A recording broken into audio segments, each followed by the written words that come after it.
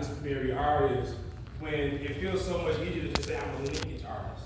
Because like that is what we are. Like there's no one I know of in linkage that just does one thing artistically. Right? Like we are like a kind of a powerhouse of like different artistic like mediums and endeavors. And so I just feel like, part of linkage, it's more than likely that you're doing more than one thing and you're good at it. So shout out to everybody. So I'm gonna do a poetry performance. So I am formerly incarcerated, served 20 years of incarceration at the age of 17, came home as an adult in his late 30s, and one of the things I think that is not spoken about as often as it should be is that because time doesn't stop, that means loss doesn't end, right? And that means that sometimes you have a force that gets you through a situation you never could, and that force doesn't stay around. And unfortunately, as we're certain times there, we have family members, I'm speaking specifically about my mother, but we have family members who are the reason, right? Who are the force of God made manifest to help you get through what you never thought you could. And then there's loss. Because life lives and life ends. And dealing with grief is something that you don't get any type of toolkit inside to work with, right? And some of us, like me, you lose someone while you're inside. And so I wrote a poem dedicated to her, but more importantly, dedicated to those of us who lose and find our way through loss and grief management through our art. It's called 68 Days.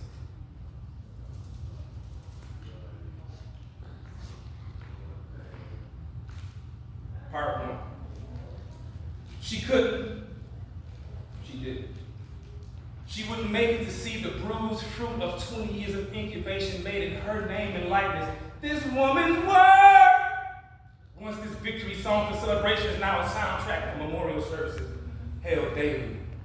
A morning ritual, my tears never ending, never sending me back to before, no matter how many times I beg, because every time I beg, a wounded ball of wide, curled and confused on my palette of the past, in this present of a future without her. It was 68 days and I'm trapped in this loop on continuously around my grief. My grief is now my gravity crushing me into myself to be closer to the only place she is now.